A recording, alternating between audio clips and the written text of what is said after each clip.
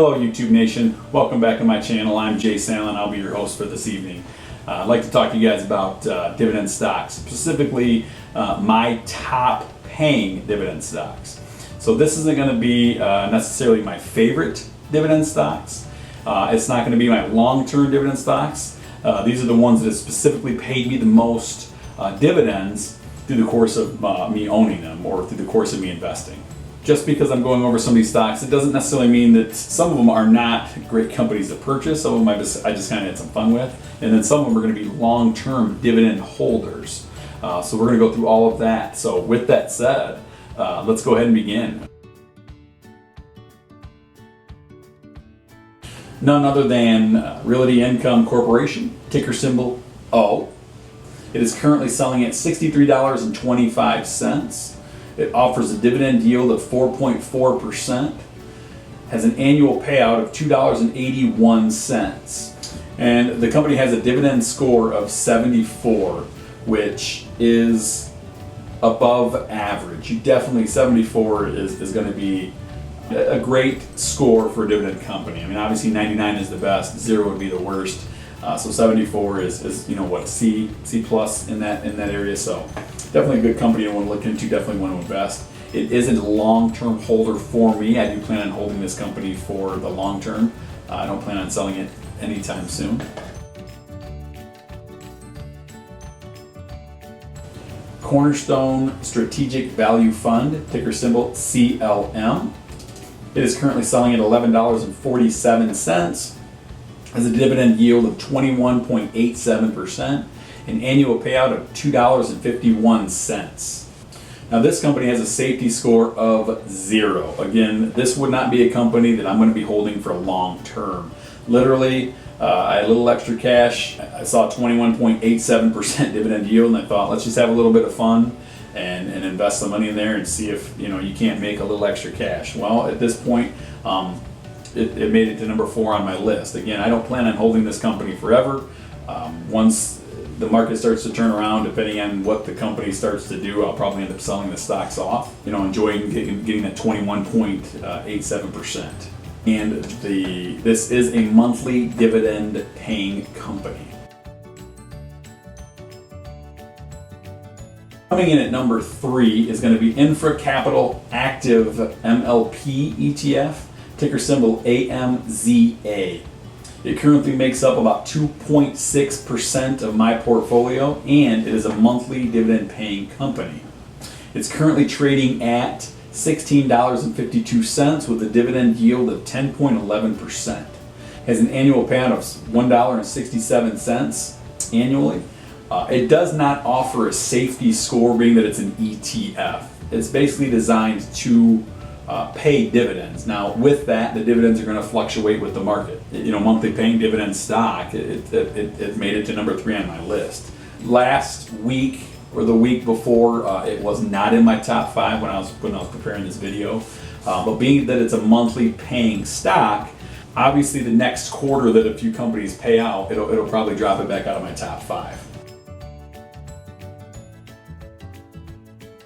The company is going to be AT&T, ticker symbol T. It currently makes up about 7.94% of my portfolio, and it is a quarterly selling dividend.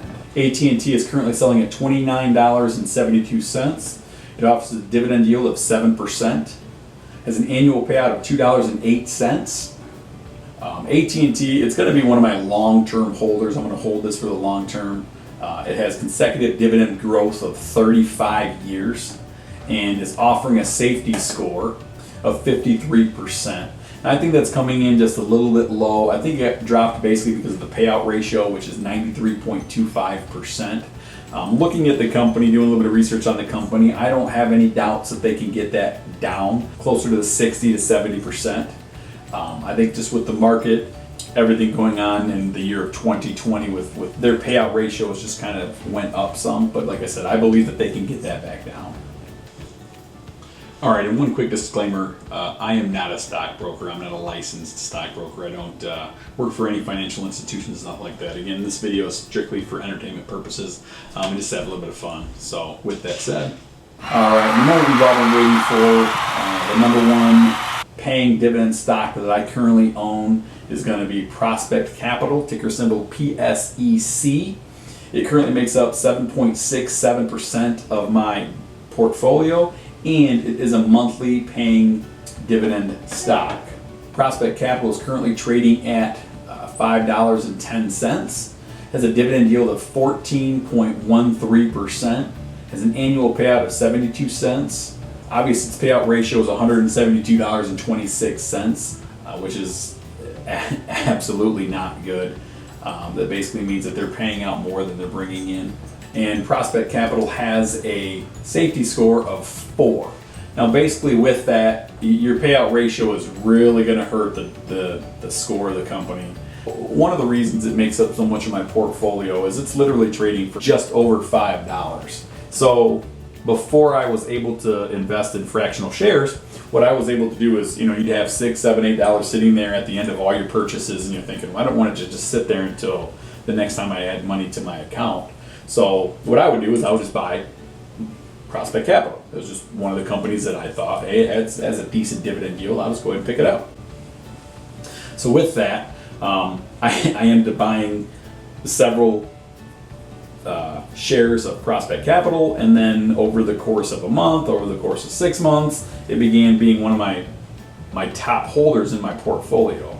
Now, because of everything that's going on with Prospect Capital, as well as I now have fractional shares on Robinhood, I'm no longer buying Prospect Capital. Now, because they're still paying me decent dividend gains, I'm not selling the company. I'm just going to hold on to it. Once things start to fluctuate, if the company's going to start losing value, or there's just no more capital gains, if they start cutting the dividends, then by all means, I'm going to go ahead and sell the company. I'm not going to hold on to it for long term. Again, I've got a few companies, AT&T, O'Reilly. I would just reinvest the money into those companies. There's a few other stocks that I hold that are dividend companies that I believe should be in the top 5.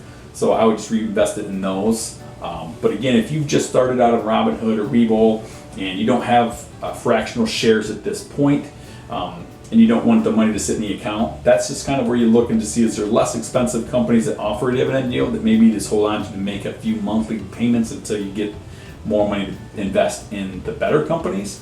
So that's just kind of where I was at. This was kind of where I fell. So, but anyways, that's my top 5. If you want to leave a comment with maybe your top 5 or who you thought was number 1 or what your number 1 selling company is, go ahead and leave a comment down below. And go ahead and smash that like button. And always be safe. 2020 started September. Hopefully things start turning around for us. Nobody gets sick. So anyways, I will see you next time. Appreciate it. Thank you. Jay Salen.